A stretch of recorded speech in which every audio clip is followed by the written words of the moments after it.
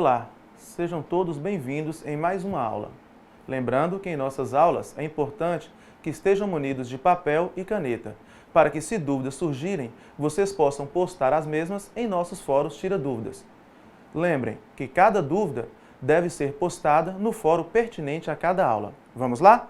Nestas aulas, falaremos sobre o planejamento tão importante neste curso e em tudo o que pensamos. Recebe o nome de Planejamento Urbano, o processo técnico e político, dedicado ao controle do uso da terra e desenho do ambiente urbano, incluindo redes de transporte destinadas a orientar e garantir o desenvolvimento ordenado de assentamentos e comunidades. Gostaria de mostrar para vocês um bairro da Dinamarca. A expressão planejamento urbano vem da Inglaterra e dos Estados Unidos e é fruto de modernos conceitos ali desenvolvidos para lidar com a cidade e seus problemas de uma maneira diferente. Era uma resposta aos problemas enfrentados pelas cidades, fruto do urbanismo moderno. O fenômeno urbano é entendido como algo dinâmico, no qual a cidade é fruto da sua própria história e que evoluiu no tempo de forma não linear. A cidade é vista como produto de um determinado contexto histórico, muito além de ser apenas um modelo ideal concebido por urbanistas. No âmbito do planejamento urbano no Brasil, destacam-se o planejamento municipal e o metropolitano. O primeiro é levado a cabo pelos municípios na forma de leis orçamentárias e, no caso da organização territorial, através dos planos diretor municipais. Todos os municípios brasileiros com mais de 2.000 habitantes deverão elaborar, com a participação da sociedade, seus respectivos planos diretores, até outubro de 2006. 20.000 habitantes, sob pena de improbidade administrativa do prefeito e auxiliares. Já o planejamento metropolitano é uma competência dos estados, registrado no artigo 25, parágrafo 3º da Constituição Federal do Brasil, e deve tratar das funções públicas de interesse comum de municípios integrantes das regiões metropolitanas. Entraremos em maiores detalhes sobre o plano diretor na nossa última aula. Continuando o planejamento. Algumas ações necessitam de planejamento, mas muitas não. Nas atividades diárias, estamos sempre agindo e antecipando os resultados de nossas ações. Mesmo que não estejamos completamente cientes dessa antecipação, mas agimos com muito mais frequência do que planejamos. Explicitamente, nossas ações, poucas vezes, temos a consciência de estarmos executando um processo de deliberação antes da ação.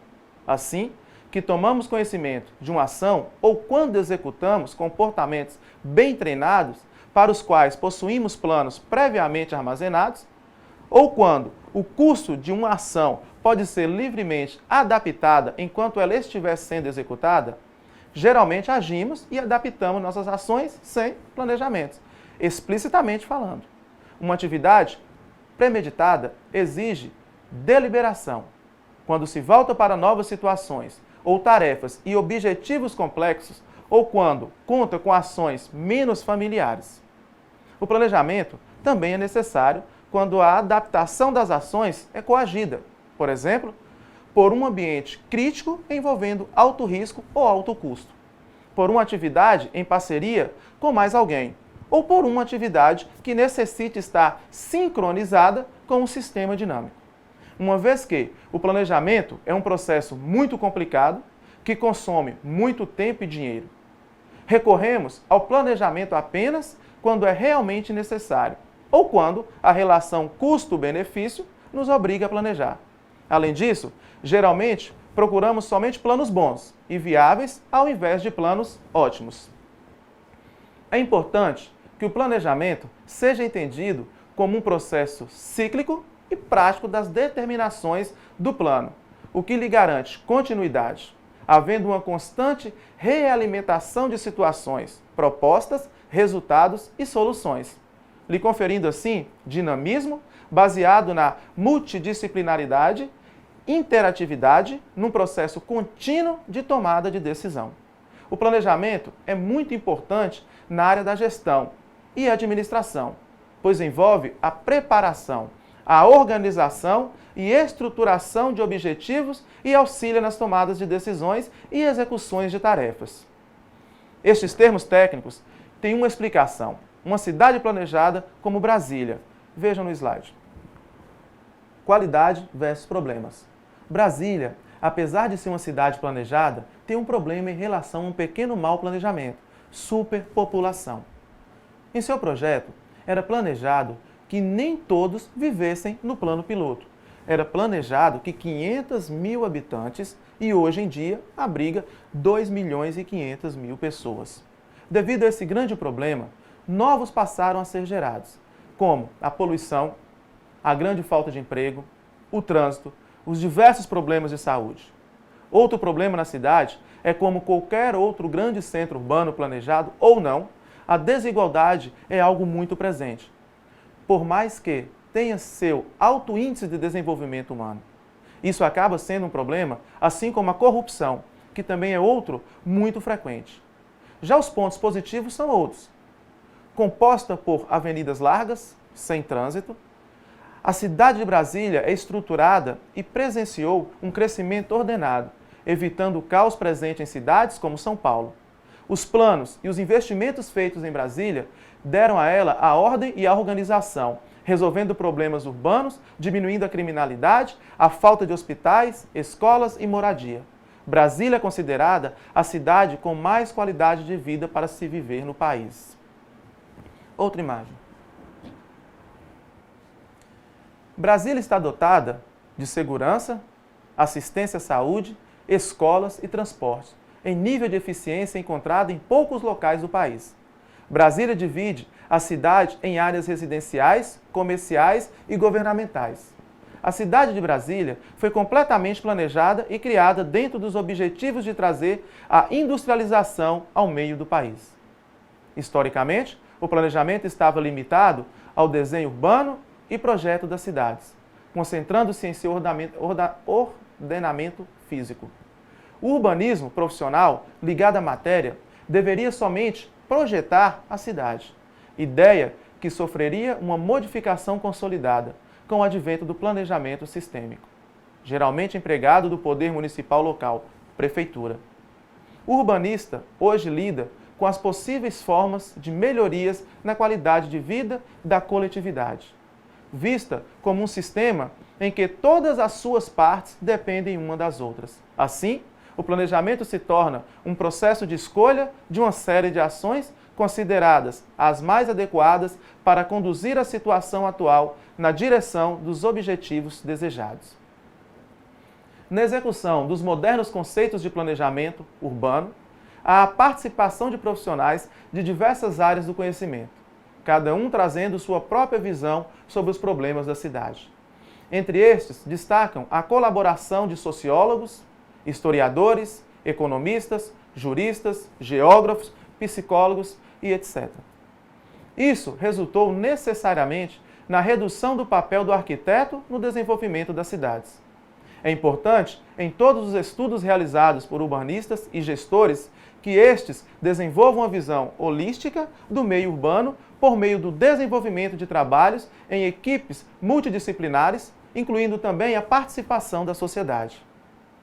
O processo de planejamento moderno ocorre qual os resultados alcançados pelas ações se transformam em objeto de análise que gera retroalimentação para as outras fases do processo.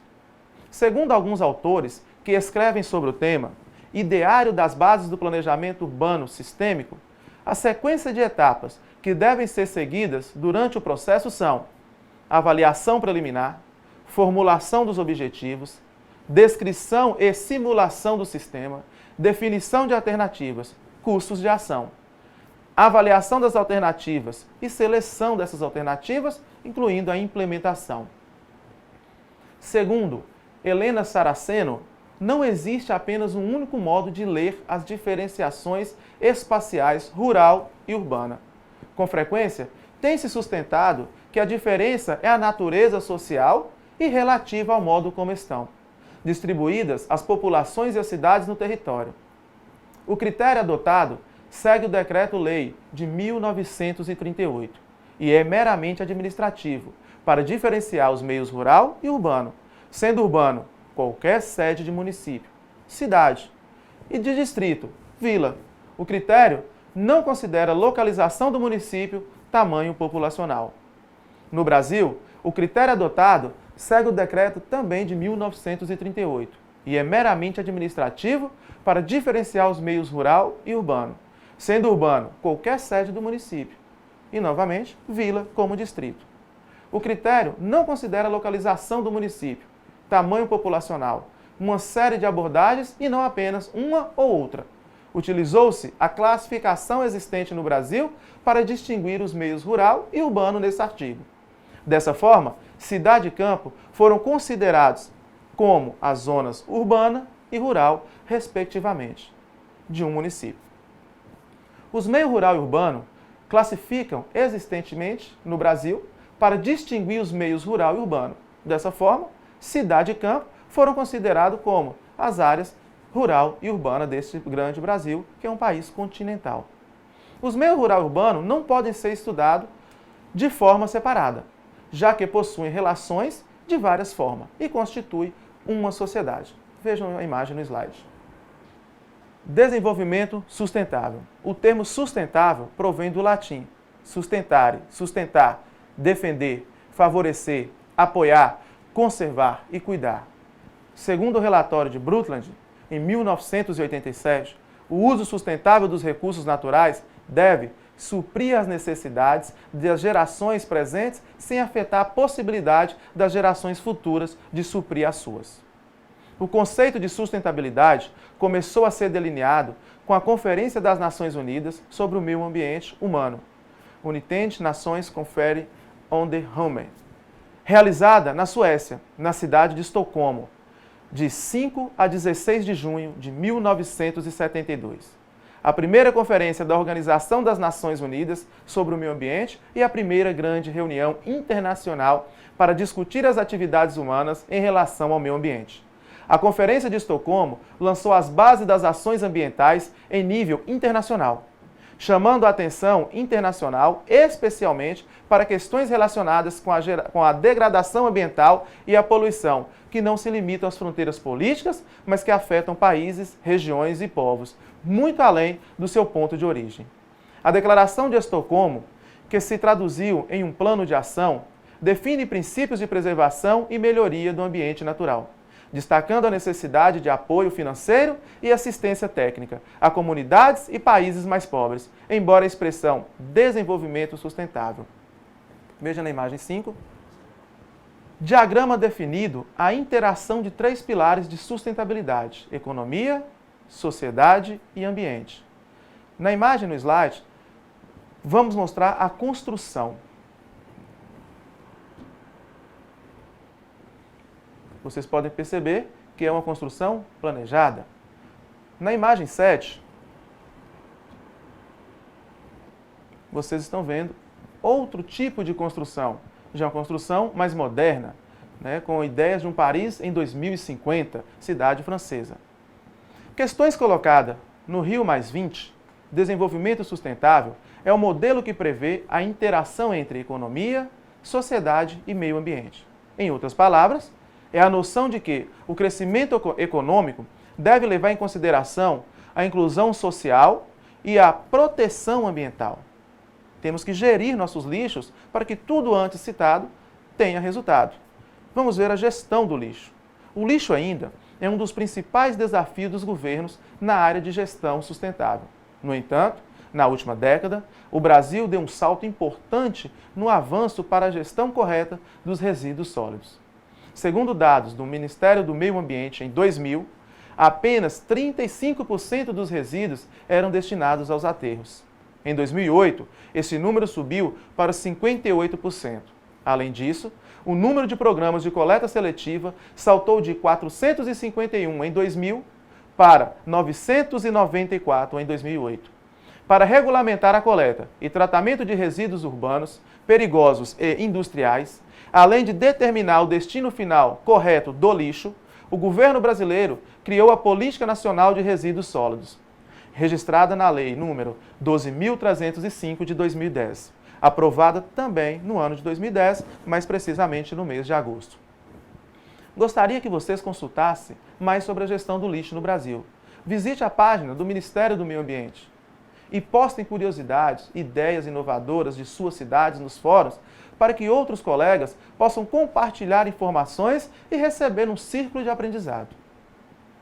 Temos também, em todas essas leis, em todas essas normas, o créditos de carbono. No mercado de carbono, cada tonelada de carbono que deixa de ser emitida é transformada em crédito, que pode ser negociado livremente entre países ou empresas. O sistema funciona como um mercado, só que ao invés das ações de compra e venda serem mensuradas em dinheiro, elas valem créditos de carbono. Para isso, é usado o Mecanismo de Desenvolvimento Limpo, MDL, que prevê a redução certificada das emissões de gases de efeito estufa. Uma vez conquistada essa certificação, quem provê a redução dos gases poluentes tem direito a comercializar os créditos. Por exemplo, um país que reduziu nas emissões e acumulou muitos créditos pode vender esse excedente para outro, que esteja emitindo muitos poluentes e precise compensar suas emissões. O Brasil ocupa a terceira posição mundial entre os países que participam desse mercado, com cerca de 5% do total mundial e 268 projetos. Veja melhor como funciona o mercado de crédito de carbono e como é feito o cálculo. No âmbito das edificações que foram construídas nos espaços oficiais da conferência, o Comitê Nacional da Organização desenvolveu diretrizes de sustentabilidade, que foram seguidas pelos fornecedores de serviços de construção e montagem nesses espaços. Essas diretrizes foram organizadas no formato de um documento intitulado Diretrizes de Sustentabilidade para as Edificações Efêmeras, a definição do que seja exatamente desenvolvimento rural. Em tais ações, igualmente, tem variado ao longo do tempo. Embora, normalmente, nenhuma das propostas deixe de destacar a melhora do bem-estar das populações rurais como objetivo final desse desenvolvimento, adotando indicadores de ampla aceitação, as diferenças, portanto, surgem nas estratégias escolhidas, na hierarquização dos processos, prioridades e nas ênfases metodológicas. Além disso, certamente, tais diferenças são fundamentadas em leituras da realidade, interpretações distintas apontando objetivos igualmente distintos, ou seja, a análise do que tenha sido exatamente o desenvolvimento agrário fundamentará leituras e projetos correspondentes de desenvolvimento rural. Apenas como rapidíssimo exemplo, desenvolvimento rural nos anos 70 necessariamente incluiria a intensificação tecnológica e a crescente absorção de insumos modernos pelos produtores, como parte de uma estratégia de aumento da produtividade e como objetivo finalístico, a elevação da renda dos produtores. Em nossos dias, face à queda real dos processos recebidos pelos produtores e a virtual ausência do sistema de ação governamental ao longo de tantos anos, especialmente a redução do financiamento. Aqueles que seriam componentes que poderiam se repetir sobre a mesma forma? O conceito de desenvolvimento rural, em consequência, altera-se também ao longo do tempo, influenciando por diversas conjunturas e principalmente pelos novos condicionantes que o desenvolvimento mais geral da economia e da vida social gradualmente impõe às famílias e às atividades rurais. Desenvolvimento rural, portanto, pode ser analisado a posteriori, neste caso, referindo-se às análises sobre programas já realizados pelo Estado, em seus diferentes níveis, visando a alterar facetas do mundo rural a partir de objetivos previamente definidos. Mas pode se referir também à elaboração de uma ação prática para o futuro, qual seja, implantar uma estratégia de desenvolvimento rural para um período vindouro. Assim, existiriam diversas metodologias de construção de tal estratégia, bem como um amplo debate sobre seus objetivos e prioridades principais. Há ainda duas outras expressões que merecem melhor entendimento e a tentativa de identificar seus contornos conceituais: desenvolvimento rural sustentável. A quarta expressão desse conjunto surgiu em meados dos anos 80, a partir da crescente difusão da expressão mais geral, desenvolvimento sustentável, apoiada em crescente e copiosa literatura. Embora muitos autores e instituições pretendam atribuir a esta um sentido politicamente mais consequente do que a anterior desenvolvimento rural, é incorporado noções, por exemplo, de equidade social ou mais ambiciosidade, atribuindo alguma suposta relação entre formas de organização social das famílias rurais mais pobres, fruto de conscientização e desenvolvimento rural sustentável. O foco central, neste caso, é bastante claro e mais limitado. O setor de compras governamentais tem participação significativa no Produto Interno Bruto, que é o PIB, inclusive como incentivador de boas práticas. Há interesse estratégico do governo brasileiro em incentivar processos sustentáveis de compras governamentais. Os processos de aquisição e licitação de produtos e serviços da organização da Rio+20 incluíram critérios de sustentabilidade, tais como compra de equipamentos de alta eficiência energética, uso de madeira certificada e utilização de materiais recicláveis. Veja a imagem.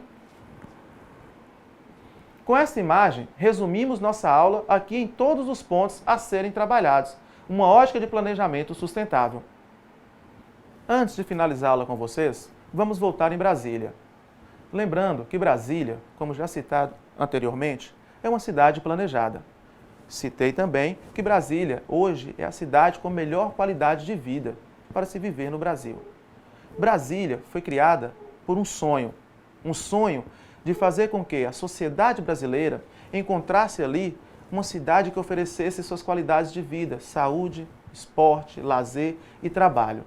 Mas, infelizmente, nós vimos um êxodo rural, a saída da sociedade do meio rural na década de 50 e 60, porque 50 e 60, Brasília, idealizada em 1956, fundada em 1960, durante o governo de Juscelino Kubitschek, trouxe para nós a ideia de uma cidade linda. A sociedade veio em busca dessa beleza, em busca de uma melhor qualidade de vida. Mas, infelizmente, o inchaço dessa sociedade, a densidade demográfica ali encontrada, o número de pessoas por metro quadrado, por quilômetro quadrado, acabou-se que não teve como sustentar essa melhoria de vida. Entramos num processo de favelização. Favelas com baixo índice de melhorias de vida, favelas com uma qualidade de vida no saneamento básico, na educação, que não conseguia atender às necessidades sociais. Os projetos, os planos diretores municipais acabaram se perdendo. Não conseguiram alcançar o objetivo principal, que era fazer com que aquela sociedade vivesse bem. Não teve como, com esse inchaço, com esse êxodo rural, planejar bairros com qualidade de vida. A sociedade sofreu, sofre, o Brasil sofre. O ideal de crescer 50 anos em 5, do presidente da época, do nosso gestor da época, infelizmente não deu. Poderíamos dizer que se tornou um mito, algo contraditório. Com essa contradição que se apresenta, o Brasil acabou vivendo um caos. Vive-se um caos. Como citado também anteriormente por nós, corrupção, favelização, doenças, falta de educação, com índice de analfabetismo alto para um Brasil tão grande. Poderíamos, então, viver a busca de uma melhoria, pesquisando planos diretores, participando de assembleias públicas, dando ideias, fazendo crescer. E isso só irá acontecer se vocês, eu e toda a sociedade brasileira fizer valer o nosso direito nessa República Democrática. Não só vivenciarmos um momento ruim dentro de uma realidade brasileira, com a sociedade que está vivendo ou afrontando situações ruins, com salários, com vida social, com moradias não tão boas que pudessem nos trazer uma melhor qualidade de vida. Que nós pudéssemos fazer valer com papéis, irmos atrás, buscarmos melhorar, irmos participar, envolver em projetos. E isso só se dá com educação, com melhoria. Imaginemos todas as cidades brasileiras com a ideia, com a qualidade de vida de Brasília. Imaginemos uma industrialização brasileira que pudesse comportar o número de habitantes que nós temos e esses habitantes trabalhando com salários dignos, com uma boa qualidade de vida, com a vontade de crescimento, com educação, atendendo em cursos técnicos. Precisaríamos de estar envolvidos no processo. Precisaríamos de estarmos envolvidos no plano diretor. Isso é um fato. Não tem como fugirmos dessa realidade. Estamos trabalhando hoje planejamento, uso e ocupação do solo urbano. Isso é importante. Vocês vão planejar, vocês irão usar, irão trabalhar com o solo ao qual vocês vivem. Vocês irão sair daqui agora dessa aula e lá fora vocês vão enxergar um mundo diferente. Quando olhar uma edificação, vocês vão ver que esta edificação precisa de algo melhor. Vai chegar no centro comercial, quando ele estiver vazio no período noturno, e vai entender que aquele centro comercial está vazio porque não é uma área habitada, residencial. Ali é o comércio. Ali é onde se desenvolve a troca, moeda por mercadoria.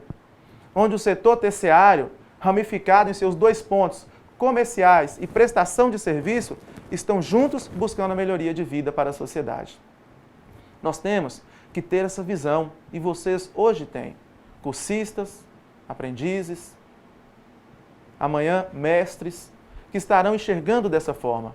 Busquem essa realidade. Façam valer esse momento para cada um de vocês. Tomem como exemplo Brasília, cidade planejada.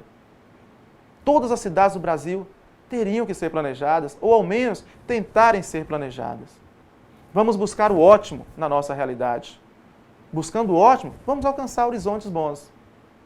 E este momento na educação é que nos trazem essa oportunidade.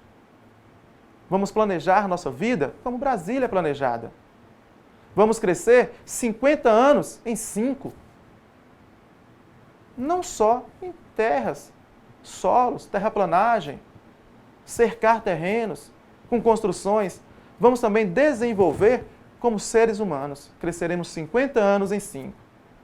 Buscando ou galgando caminhos e horizontes melhores. Porque se eu me melhoro, você se melhora, a sociedade vai estar melhor, com pessoas melhores qualificadas, com pessoas que vão conseguir discernir uma coisa ruim de uma coisa boa.